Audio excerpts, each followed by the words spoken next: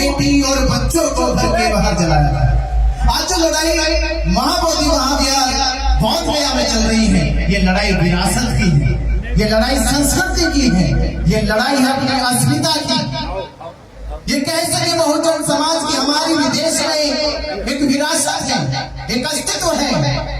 देश में मंदिर मस्जिद की लड़ाई होती है, पर देश में कभी नहीं कहा गया कि जब मंदिर में नहीं थे, जब मस्जिद में नहीं थे, तब यहाँ पर बुद्ध विहार थे, महाबोधि महाविहार थे। और भारत के लोगों को, भारत को हिंदू मुसलमान के नाम पर लड़ाया जा रहा है। देश में लड़ाई हिंदू मुसलमानों की नहीं है, ये लड़ाई है बौद्धों की और ब्राह्मणों की। ये लड़ाई है उन पाखंडियों की और बुद्ध के उन विचार की, जिस विचार को सैकड़ों वर्ष पहले दफन कर दिया, कि लूटी संस्कृति हमारी दासहीन बनाया था, बहू बेटी और बच्चों को घर के बाहर जलाया था।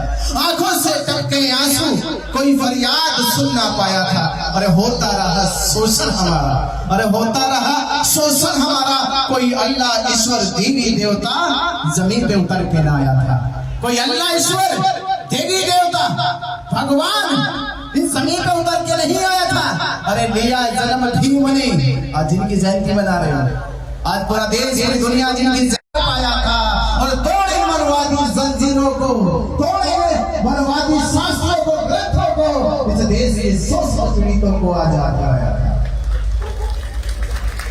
ये आजादी का पर्व मना रहे हो, ये आपके जीवन की आजादी का पर्व है। ये आजादी का पर्व क्यों मिला? क्योंकि इसकी पहली लाइन है लूटी संस्कृति हमारी। कोई समाज कब गुलाम बनेगा, कैसे गुलाम बनेगा? कि जब उसकी संस्कृति छीन ली जाए, जब उसकी सभ्यता को नष्ट कर दिया जाए, तब जाकर कोई समाज गुलाम हो जाता है। ये समाज सदियों से अपनी शिक्षा से वंचित रहा, अपने संस्कारों से वंचित रहा, अपनी संस्कृति से भूलकर ये दूसरों की संस्कृति में घुल मिल गया। इसकी सभ्यता नहीं, इसकी विरासत नहीं, इसकी अस्मिता नहीं, इसलिए आज दर दर भटक रहा है अपने घर को भूल के। बाबा साहब अम्बेडकर की जयंती में बाबा साहब अम्बेडकर जी ने कहा था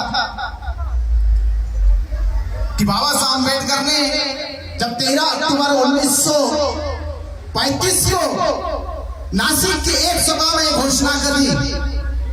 बाबा साहब अम्बेडकर जी को 1935 में ये समझ आ गई कि मेरा जन्म इस गली सड़ी व्यवस्था में हुआ जिसका नाम हिंदू धर्म है।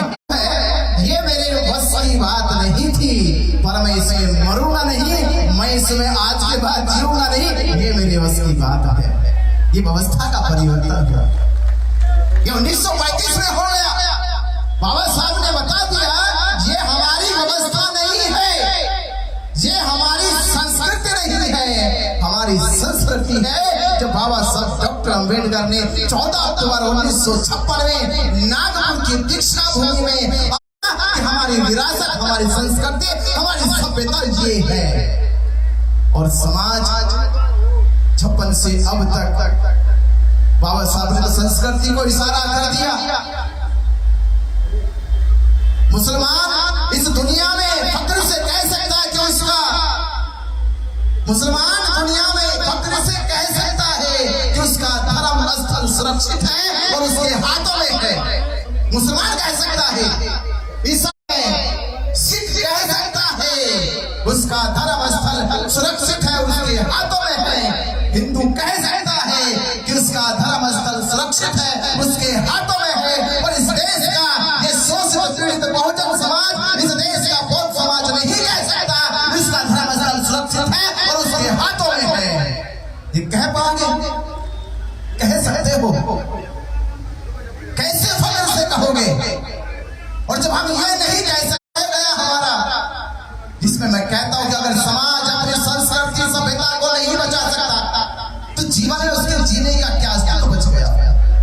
क्या अस्तित्व बच गया हमारा? क्योंकि एक समाज की, एक मानव समाज की पहचान उसका अस्तित्व, उसका इतिहास, उसकी संस्कृति में लिखा जाता है, उसकी सभ्यता में लिखा जाता है।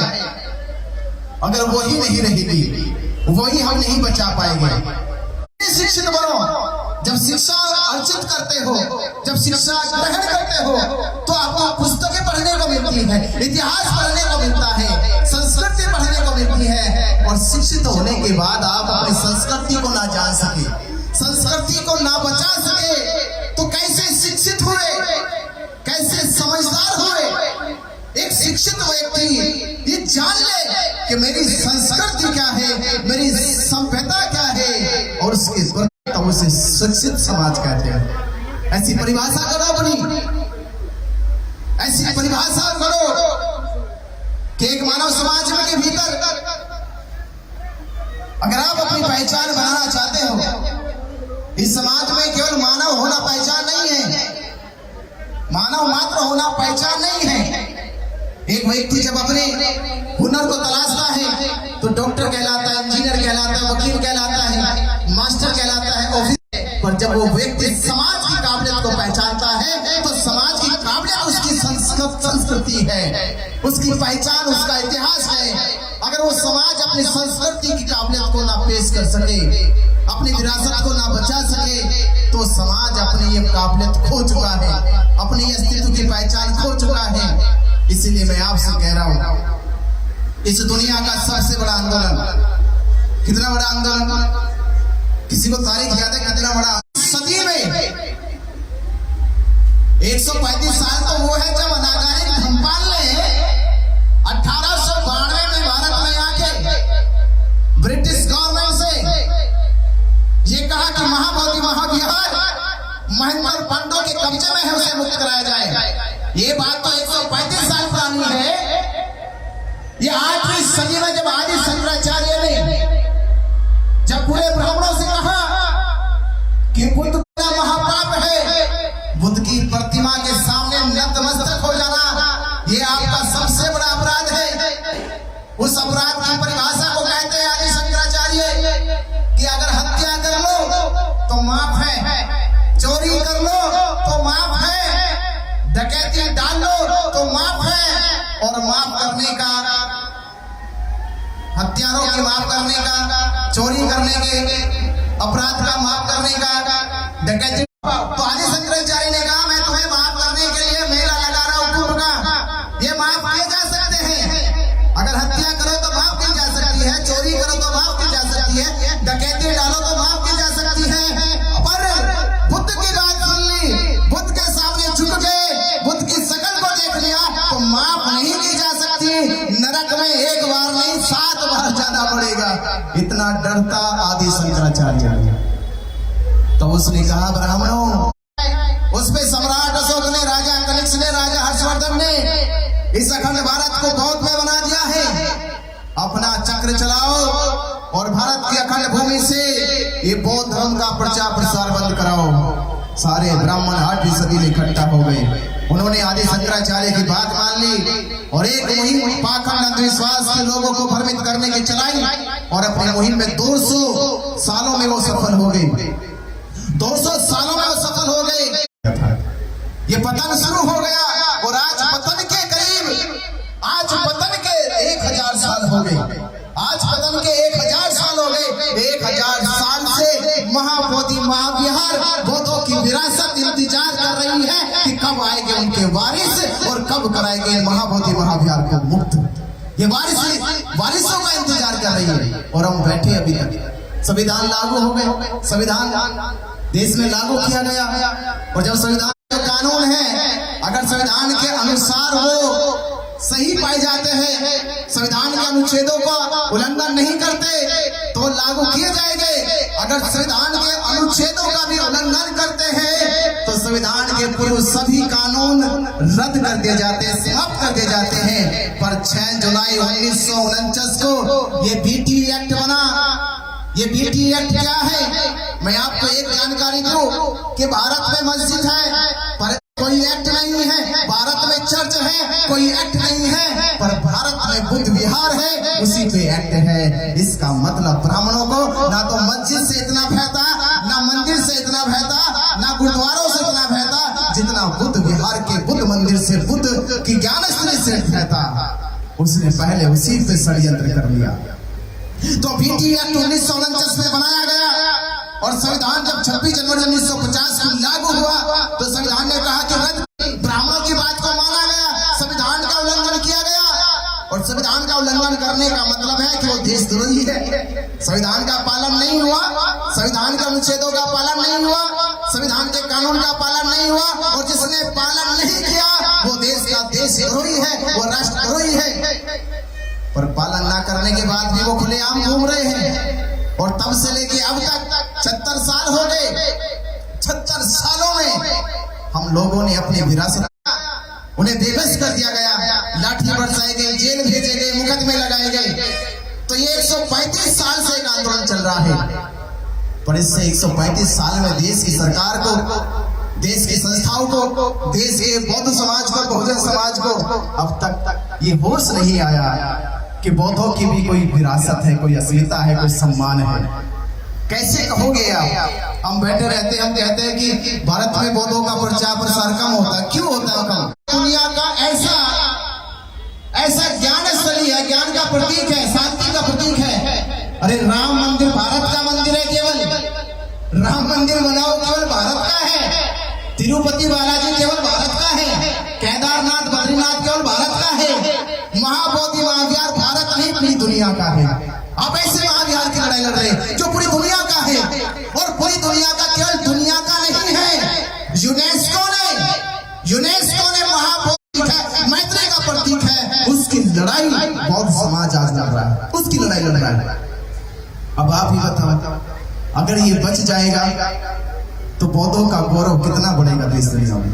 आज पांडा वहां पर बैठकर, पुरोहित बैठकर, जहां मोदी दुनिया को जाकर कहता है कि मैं युद्ध नहीं बुद्ध लेकर आया हूं, मैं भारत की उस भूमि से आया हूं जिसने संसार को युद्ध नहीं बुद्ध दिए हैं, मैं बुद्ध की धरती से आया हूं, और बुद्ध की उसी धरती पर जल चढ़ाते हैं, वहीं पर पंडे पुरोहित पिंडदान करते हैं, गणेश की मूर्ति बनाकर आडंबर पाखंड करते हैं, और वहीं घंटी बजाते हैं। बुद्ध का वो परिसर जहाँ शांति है, साधना है, ज्ञान है, मैत्री है, और पंडा पुरोहित घंटी बजाता है कब्जा करने के लिए, क्योंकि अपने लोग जगे नहीं, वो अपने लोगों को घंटी बजा के जगा रहा है, अपने लोग सोए हुए हैं। तो मैं आपको जगाने की बात कर रहा हूं कि आप जाग जाओ, आप जाग जाओ, नहीं तो वो आज मैं बिहार में, अगर आपने ये जीत हासिल कर ली, अगर ये जीत हासिल कर ली, आप सोचिए आपके इरादे बुलंद हो जाएंगे और उसके इरादे पस्त हो जाएंगे, मिट्टी में मिल जाएंगे। इस देश में इतिहास लिखा जाएगा कि भैया लड़ाई यहाँ हिंदू मुसलमानों की नहीं है, ये तो देश को बेवकूफ बनाने के लिए लड़ाई लड़ी जाती है। असली लड़ाई तो तब शुरू होगी जब ये पता चलेगा कि ब्राह्मणों ने बौद्धों की संस्कृति पे कब्जा कर रखा था, अब बौद्ध जाग गए और अपनी संस्कृति, अपनी विरासत को वापस मिली। ये पंडा पुरोहित है, आंख दिखाकर किसी को डराएगा नहीं, क्योंकि अब उसकी आंखों को भी झुकाने वाले पहले बुद्ध थे, फिर सम्राट अशोक थे, और आज सम्राट अशोक बुद्ध के ये वंशज आ जाए।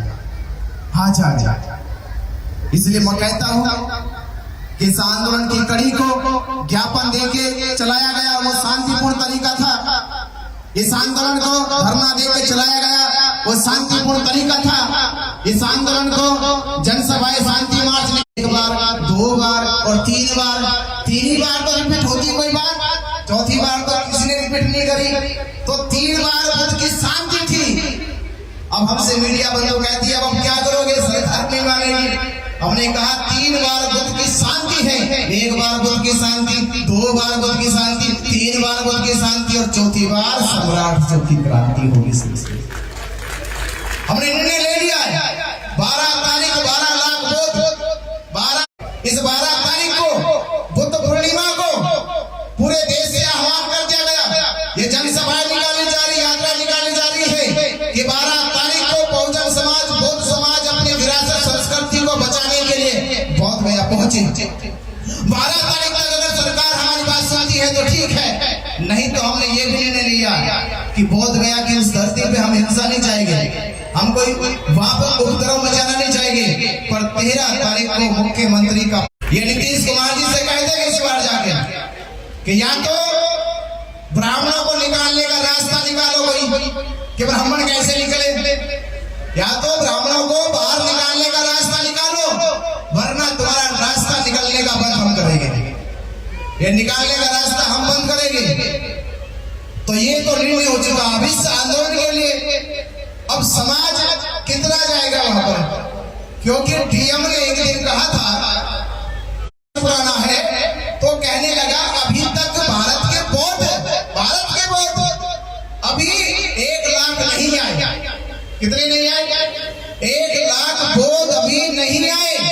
अगर 1 लाख वोट आ जाएंगे, वो डीएम कह रहा था, वो कहने लगा 1 लाख वोट जिस दिन आ जाएंगे उस दिन मुख्यमंत्री चलकर आएंगे, माफी मांगेंगे, प्रायश्चित करेंगे और कहेंगे ये आपका बिहार आपको सौंप दिया जाता है। तो 1 लाख नहीं बुलाएंगे हमें, 12 तारीख को 12 लाख वोट आएंगे, 12 तारीख को 12 लाख वोट आएंगे। और एक हकीकत और बता दूं, ये कार्यक्रम इस भारत में बौद्धों को कहा जाता है अल्पसंख्यक। हम लोग भी कहते हैं अल्पसंख्यक बुद्धिस्ट है, हम भी कहने लगे, पढ़े लिखे लोग कहने लगे। आप मुझे बताओ, भारत की जो पहचान है, भारत की जो पहचान है, मैं राष्ट्रीय संस्कृति की बात कर रहा हूं। जो राष्ट्र ध्वज है भारत का, उसका जो चक्र है वो किनकी संस्कृति का है? किनकी संस्कृति का है? मालूम? बौद्धों की संस्कृति का है। जो हमारी मुद्रा में जो अशोक की लाट है वो किनकी संस्कृति की है? बौद्धों की संस्कृति की है। जो राष्ट्रपति भवन में, राष्ट्रपति भवन का मतलब है भारत की सबसे बड़ी कुर्सी, उसकी कुर्सी। आपको मालूम है इस देश में सबसे बड़ा जो अवार्ड सम्मान है वो भारत रत्न है। तो भारत रत्न का जो चिन्ह है वो कैसा है? पीपल के पत्ते का है। तो पीपल का पत्ता किनकी पहचान है? बौद्धों की है? कोई हिंदू की है क्या? सिखों की है क्या? मुसलमानों की है क्या? ईसाइयों की है क्या? किनकी है? बौद्धों की है। अरे पूरा राष्ट्र बौद्धों का है, ये अखंड भारत बौद्धों का है और बौद्धों को कहते हैं अल्पसंख्यक। भारत बौद्धों का है और भारत के साथ पूरा एशिया बौद्धों का है। बौद्ध अल्पसंख्यक नहीं है, बौद्ध तो बहुसंख्यक है। बौद्धों की तो विरासत पूरी दुनिया में है। पर हमने जो अल्पसंख्यक था, देश में अल्पसंख्यक कौन है ये बताओ मुझे। इस देश में अल्पसंख्यक है कौन? मालूम है कौन है? इस देश में अल्पसंख्यक कौन है? अरे इस देश में जो अल्पसंख्यक है, इस देश ने उसको अल्पसंख्यक नहीं कहा। देश का कभी जैनियों को अल्पसंख्यक, कभी सिखों को अल्पसंख्यक, कभी ईसाइयों को अल्पसंख्यक, कभी बौद्धों को अल्पसंख्यक, कभी किसी को अल्पसंख्यक। और जो अल्पसंख्यक खुद है आज तक खुद को नहीं कह सका महल इसका मतलब वो जानता है अपने को छिपाना और दूसरे को पर्दा उठाना। पर हम जानते नहीं हैं, पर अब जान गए हैं। जानते नहीं थे पर अब जान गए हैं कि पर्दा अब किसका उठेगा, पर्दे के पीछे चोर कौन है। वो महाबोधि महाविहार आजाद होना चाहिए, ब्राह्मणों से मुक्त होना चाहिए। चाहते हो कि आपकी विरासत आपके हाथों आ जाए? ब्राह्मण पंडा पुरोहित वहां से अपना बोरिया बिस्तर लेके भाग जाए, निकल जाए। और उसे तभी निकाला जा सकता है जब आप अपने घरों से निकलकर बौद्ध गया पहुंच। एक साथ हाथ खड़े करके बताओ, एक साथ आ रहे हो? 12 तारीख को 12 लाख बौद्ध एक साथ बौद्ध गया की धरती पे पहुंच जाओ। मैं आपसे वादा कर रहा हूं, उस दिन ब्राह्मण बुद्ध विहार छोड़ के भाग जाएगा। तो मेरी बस यही अपील है, यही जागरूकता कि आप लोग इस मैसेज को फैलाओ, लोगों को जागरूक करो। इस बार हम हारने वाले नहीं हैं। इस बार तो आर पार की बात होगी, या तो रहेंगे या रहेंगे। बाबा साहब डॉक्टर अम्बेडकर जी की जन्म जयंती की बहुत बहुत बधाई हो, बहुत बहुत शुभकामनाएं, बहुत बहुत मंगल कामनाएं हो। बहुत बहुत धन्यवाद। बहुत बहुत साधुवाद।